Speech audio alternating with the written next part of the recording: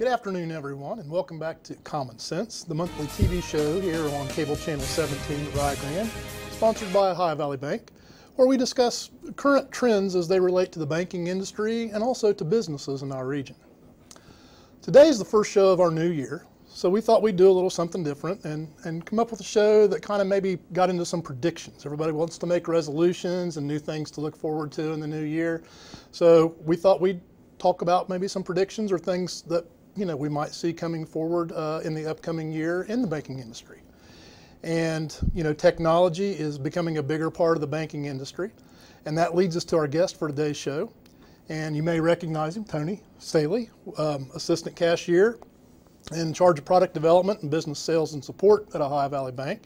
And Tony's been with us here before on the show, and he's back again today, and he's going to share some of his predictions of what lies ahead in banking in the upcoming year. So Tony, welcome to the show, and we look forward to you sharing some of your insight with us and things that you've recently learned and are seeing coming down the road at us, in technology and banking. So welcome. Well, thank you for having me. I appreciate it. There's always a lot going on in banking and technology, and I think we've got some interesting stuff coming up for 2018, and I'm excited to talk about it. Good. And we know you've been here last year, but why don't you start out the show by kind of reminding the viewers of what you do at the bank and kind of your background and history and what brings you here today. Sure. I am fairly local to this area. I went to the University of Rio Grande for college, and I've been with the bank for 14 years as of last week. And I do product development. So what I do with that is I look for new technologies for the bank. We don't do a lot of in-house development. We don't create our own technologies very often. We have to go outside of the bank and find those, and that's what I do. I go find those new technologies and bring them into the bank. I act as the project manager on those technologies as well. And then I also do business sales and support. So I sell a lot of our ancillary products, such as those technologies that I'm bringing in, online banking, the ability to scan checks on the customer's site, credit and debit card processing, things like that, and then I support those if anyone has any issues with them. Okay, well that's great. Sounds like you do a lot of different things, and just want to let the viewers know we are very lucky to have Tony here today. Not only does he do a lot of that stuff with the new technologies at Ohio Valley Bank, but you're also, you currently hold an office on a national advisory board for one of the U.S. big banking software providers for that group. And, a lot of times other banks and credit unions, they're coming to you to get some information on some of these new technologies that are out there. So I do hold that position. I'm very lucky that I've got a nice network of people that work with me, and they come to me, I go to them. We're always bouncing ideas off of each other, and I'm very proud to have a lot of friends in the banking industry from all over the country. So you get a lot of exposure to a lot of different hot topics, and I do. A lot of the trends that develop in some of the bigger urban areas. You've got contacts within that, so that keeps us here in small southern Ohio kind of up to speed, and we've got a foot in the door. That's the idea. OVB's looking out for us. Yes, That's sir. right. That's good. So anyway, we kind of teased early on in the show a little bit about some of the predictions. So if you don't mind, let's just get right into those. We kind of want to talk about maybe 5 different things today that you're looking at or looking toward. So, number 5, you say the branch is going to continue to transform. In what ways do you see that happening within Ohio Valley Bank? So not just Ohio Valley Bank, but I see these as kind of general trends throughout the country, the banking industry. We've seen a theme of branches shrinking, not just a closure of a branch, but a branch maybe downsizing its footprint. We haven't at Ohio Valley Bank done this, but we've seen situations where a traditional branch will go from a large building that's only dedicated to banking to a building that might have a coffee shop in it or some other retail environment or things like that. So that's what we've seen happening. I think that'll continue to happen. And the way that that's going to happen is through a lot of self-service technology. And we've seen a lot of the ability for someone, if they want to go in and use a machine to do their banking, they can. But if they want to talk to somebody, if they want to deal with a person, I think banks really need to remember that that is something important to our customers as well. So I don't see a ton of nobody there. I don't see a lot of employee-less branches, I think that you're going to see the ability for them to help themselves but see the person if they want to at the same time. And as a result of that, that branch is going to change function. You might be able to hold community events. You might have a community space. You're going to see a lot more Wi-Fi in the branches and things like that. So it's less of a come in, do your business, get out, and more of a situation where someone might come in looking for expertise. They might be there for a while. So we have that Wi-Fi and the special things to keep them occupied while they're there. Okay. Well, that's very interesting because, you know, one of the things, you know, obviously as we look toward and people get concerned with is this whole age that we're turning to where, you know, there's really no personal touch. There's really just everything's online, you know, everything's done through electronic transactions. You know, is that bank going to go away, kind of that hub? So you see those sticking around. I do see that personal touch sticking around, and I also see the banks that really survive through this are going to be the ones that put that personal touch on those methods of communication that might not necessarily have the personal touch that you wouldn't expect them to. That online chat session, the email and things of that nature that you would expect maybe a canned response or something like that. These banks need to adapt in a way that they can put that personal touch, their own banking personal touch on those other methods that you wouldn't expect. Well, and you know, one thing that we've always talked about with being with the Small Business Development Center, you know, we work with a lot of folks who need funding for projects and loans. And, you know, we always preach, you know, that relationship with your bank and your lender and the people that are there. That's what really drives that loan package or whatever. So, so those things are going to stick around and for the foreseeable future and long beyond us. I see the personal touch being more business focused and lending focused than deposit focused, definitely. Right. Absolutely. Absolutely. So, okay, that brings us to the next item on the list here, cryptocurrencies. We've heard a lot about that in the news lately. We've heard a lot about these stories about people making some big money and some Bitcoin and lots of different posts where, guess what, we're having Christmas this year because we had Bitcoin. So why don't you tell our viewers a little bit about what these cryptocurrencies are and try to explain it to them the best you can. I mean, you've tried to explain it to me already and it didn't really work. So cryptocurrency is just an open distributed ledger that is used to figure out who has how much money, or it's actually used in a lot of ways, not just money, but in this situation, who has how much money, where it's going, and what happens to it after they spend it. It is done through what's called a blockchain, and that's that open ledger, and it's managed by lots of people, not just one small group of people. And of course, you've heard of Bitcoin, which you were talking about. So Bitcoin is a type of cryptocurrency, but it's not cryptocurrency. It's not blockchain. It's Bitcoin is a specific part of that.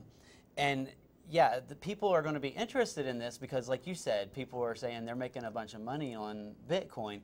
To me, Bitcoin at this point is less of a currency and more of an investment opportunity for people. They're putting their money in it and they're hoping it's going to go up. What I see in the coming year is going to be, it's still going to fluctuate. It's going to go up and it's going to go down. It might hit record highs and it might go down to record lows. You know, I can't say what's going to happen. I'm not an expert in that specifically, but I think it is going to move. It's kind of like the stock market, but right at this point, maybe much more volatile. A lot more volatile than the stock market, yes. And I think there are things coming that could affect it. I think this year we're going to see more regulation around it. The countries are going to get involved in regulating it further.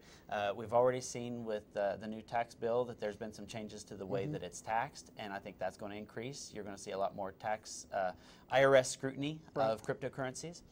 And then I actually saw an article just yesterday that China is cracking down on Bitcoin mining. And what that is they have these big computer systems and they're running these algorithms and they're trying to solve these problems. And when the problem is solved, to make it simple, a Bitcoin pops out and the person that's running that system gets to take possession of that Bitcoin. And that requires a ton of energy and a ton of computer power. And China does not like how much energy it's using, so they haven't outlawed the mining specifically, but they're asking the local officials to kind of put the squeeze on these Bitcoin miners Right. to get them out. And I think it'll affect it in some way. I can't make a solid prediction on how. It's not going to make it go away, Right. but they're going to have to move, and they're probably going to move to northern countries where it's colder because that cooling is needed for these powerful computers. Okay. And it's going to take time to move those things. So I think there's going to be a lull for a while, but it'll come back. So Bitcoin is probably the one that everyone's most familiar with or Sure. have heard. But I know when we talked at lunch, you mentioned some other different types of cryptocurrencies that are new and emerging. And if you could just maybe talk about a couple of those, and maybe some people are interested in investing in those. Well, I definitely don't want to make any investment Okay. advice, but I can tell you a couple of different cryptocurrencies. There's the Ripple exchange out there, and then one I saw just the other day is called Ethereum. So and if you look up cryptocurrencies, you're going to find things out there. There's no doubt about that, and it's just a matter of what's going to stick and what's not, because there have been some so far that haven't stuck. So it's kind of a judgment call on the part of the person looking into it. Okay. But these are legitimate They seem to be. things. They seem to be. Now, this is I won't say an unregulated industry, but it's not regulated as tightly as a national currency. So True. with that, I have my concerns about it, and a lot of people do, but a lot of people say I'm silly for that. So it's going to be the opinion of the person you're talking to. Time will tell. Yes. Time will tell. So let's say I had a Bitcoin today, or not even a whole Bitcoin, but maybe even just a part of the Bitcoin is what I would own if I owned investment in it. What can I do with that? I mean, can I spend it? Can I take that piece of a coin somewhere? It's really not something tangible, right? It's not a tangible item, so the idea that you could take it down to the gas station and get gas is unlikely. Okay. There are some internet retailers that are accepting them, and those include Expedia, so the travel site Expedia. Microsoft accepts them, Overstock.com accepts them, and if you're living in Buenos Aires, Subway accepts Subway them. takes them, okay. So All right. that would be a place where you could walk in and do Okay. it. And then you can trade them. So there are exchanges that will hold onto them for you. I think that is more for the person that's a Bitcoin trader, not necessarily for the everyday person that's trying to use it as a currency. But yeah, in the real world, when you walk up to a physical location, there's not a lot of opportunities to spend Bitcoin. Wow. Well, that's definitely some pretty interesting stuff with the Bitcoins, and that's something that's really new and emerging, and I guess we will see over time what happens with it. That's right. So anyway, well, it's time for a short station break here with our show, and we'll be right back with Tony Staley from Ohio Valley Bank.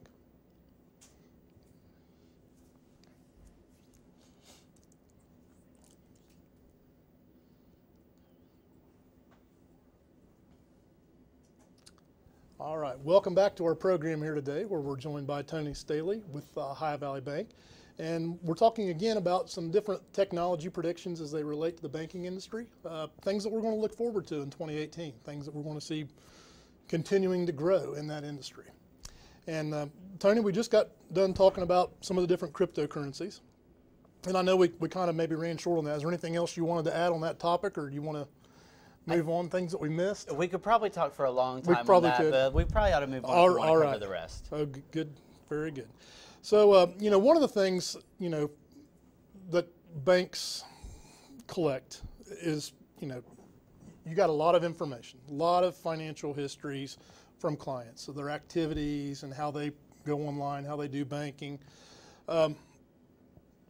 Is there anything, you're thinking that banks are going to be able to use some of that information to kind of help predict customers' activities and what we can do to better serve them as banks in the future? Yeah, so we have, like you said, we have all this information. We've got transactional information, we've got accounts, account balances, things like that. And we've had access to that for a long time. And in my opinion, a lot of financial institutions aren't making the use of that they should be. We can offer better products, better services that are going to be a benefit to the customer by looking at that data, looking through it, and we can see where people are shopping, so we could potentially provide deals for them or special benefits for shopping at those places, at the places that they already shop at. They don't even have to change their behavior. Right. We can just benefit them for the behavior that they're already showing.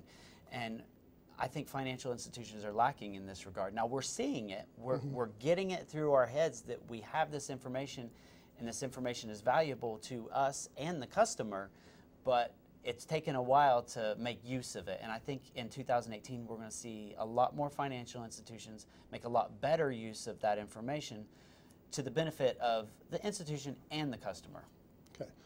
So I guess I'm having some questions about that myself, but would that be something like, where, the bank itself sees opportunities for its customers as maybe some, I hate to use the word group purchasing, but where a lot of customers kind of migrate toward a certain service, and maybe we can get a better rate through this company where we're securing goods or services? That's a potential. If you're a member of this group? Yeah, that's a potential use of it. So the bank has the power to go to a retailer and say, we have all these customers.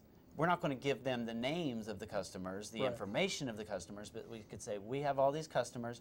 They like to shop at your competitor. Right?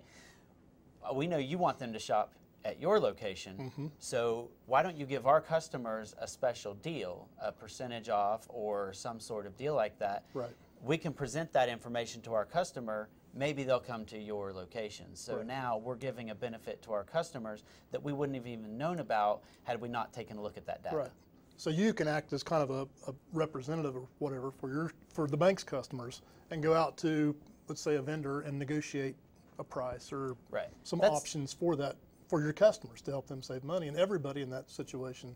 Sure, the bank wins because our customers are happy and they're transacting. The customers win because they're saving money, and the business wins because they're gaining customers. Increased business. So that is one potential use of the data that we have. There are many uses for it. Right. Interesting. There's lots of things. Every time we do something now, we're leaving a footprint. So sometimes we always look at them as bad because of different cases of fraud and things that we've all heard about. But there's also some really good information that's out there that can be used to our advantage in the future. So we need to be mindful of that. All right, so on to our next prediction. You see a lot of heavy investments in artificial intelligence coming down the road. I do, yes. And the way that I think that's going to happen is through the support silo. So a real easy example of it would be if someone went to a website of a bank and they wanted to chat with a customer service representative. We can use artificial intelligence to present them with the answer to their easy question without having an actual employee have to interact with them, which is going to save efficiency on our end, but it's also going to save time on the customer's end because they don't have to wait for one of our employees to show up. And if it's something that artificial intelligence can't handle, it would be easily escalated to an actual person. Okay. So, and what would be, an example of a system or a situation like that where maybe, if I was a customer and I went onto a chat, what might be some kind of a thing that I could be assisted by artificial intelligence in doing? So you were to log into your online banking and you have an ACH that tends to come in on a certain day, and you wanted to find out if that ACH was going to come in or not. Now there are some situations where we just can't tell yet, but there are some situations where we might be able to tell you, yes, that came in, or yes, it's on its way, or something like that. And that could probably be done through an artificial intelligent bot, so that the customer might not even have to know that they're talking to a bot, and they get the answer to their question without us having to interact with them. And that sounds bad, saying us have to interact with them, but there are so many of these basic items that the customer doesn't need to talk to an actual individual, but they can if they want to. And my idea of how we're going to get this right is to present, and it's the same with the branch transformation, present a scenario where the customer can talk to someone if they want to or need to, but if they don't have to, and they never need to. Yeah. Okay. Well, and that's good. And that's, one of the things that, always people are concerned with, is this going to replace jobs? We're being replaced by robots. That's always been the whole thing that we've talked about for the last, 40 or 50 years as getting to be replaced by robots. But again, it's never going to replace those humans that have those really critical thinking skills, right, or the ability to make decisions. So what we've seen over the past 40, 50 years in the automation of all the industries is not necessarily, there are times where things happen, but for the most part, those jobs have migrated to more specialized positions, right, where the person can be more efficient. The entity, the business as a whole, can be more efficient with their use of people, and they're not necessarily losing a job, but that person is changing what they do to be less of a, yes, your balance is this, and more of someone that's using, like you said, critical thinking skills to get an answer to a question. Right. Okay. Well, that's good to know that we're still going to have jobs, and we're not going to be replaced totally by robots. So anyway, so that brings us down to number 1. And I know we're anxiously awaiting, and it's not even on my notes right here. It says, what is your top prediction for 2018? You've kept me in suspense, so. Well, my top prediction for 2018 is honestly something that I probably would not be a huge user of, and that is an increase in voice interaction for financial institutions. Okay. So I won't say the name, but the Amazon voice services that people can use. Using those and the iPhone version and all of those things to do some basic banking. You're seeing that now. That's here. I think the capabilities of that will increase. Now, to me, I would just as soon pull up my app and check a balance. But there are a lot of people who would rather just talk to their dot that's sitting on the table and find out what their balance is. And I think you're going to see a lot more of that. Okay. So obviously, and I've heard a lot of people that said, I'm turning that dot off because I don't like all the information that it captures or what it might even be capturing that I don't even intend for it to capture. And so that opens up a whole nother set of concerns for a lot of folks. Yeah, and I think that's going to fall down to the person. Amazon, for instance, we're talking about the dot, is trusted by a lot of businesses throughout the country in all different industries with their data. They have the proper securities in place for their data and things of that nature. So if you can trust that, you'll use it. And if you don't trust it, well, then you probably won't, and you might not have a need for that item anyway. Wow. Yeah, that's pretty interesting. I've not used the dot thing, and I don't know if I'd be comfortable doing that yet or not either. Well, I have one. I don't use it for financial situations, but we use it for music and things like that. Now, as soon as I got it, I turned the purchasing power of it off because I have little kids, and I was afraid I was going to end up with a lot of things that I didn't really need. Right. But it's an interesting little tool. Right. Yeah, it certainly is. And like I said, I know very, very little about that. So. But anyway, that whole realm of the whole, speaking into something and having it automatically generate for you, it just really speaks volumes about the banking industry and where it's at today, how consumers interact with their bank, which is much different than it was 5 years ago, let alone 10, 15, 20 years ago, where everything was done by hand. Sure. So it's really changed. And the mobile banking is really big now. And, you see a lot of customers that are using the mobile banking from Ohio Valley Bank. Is that really big in this area? Oh, yeah. It's big, and it's growing. It's grown increasingly through the past year even. I mean, our mobile banking usage has seen a 22% increase since the beginning of the year. Wow. And we've had some record numbers this year. We had nearly $5 million deposited through our mobile deposit this year. And you have to have that mobile option for people because there are a lot of people out there that don't use a computer anymore. Right. The computer is in their pocket, and we're seeing that more and more. So we have to give them the ability to use that. My personal opinion is whatever way a customer wants to bank with us, I'm going to try, and this is my product development hat that I put on, I'm going to try to give them the ability to bank with us in whatever way they can. Now, sometimes it might not be super cost effective. Currently, we don't have a voice interaction at Ohio Valley Bank. I don't know that, and when in my prediction, it wasn't necessarily for us specifically. I don't know that we'll have one this year. because of that cost efficiency. But if I can get it and it makes sense for us, I'm going to try my best to get it. Wow. Yeah, it's definitely, again, like I said, changed a lot. It's just amazing to think that you can, simply just take a picture of a check and send it and deposit it.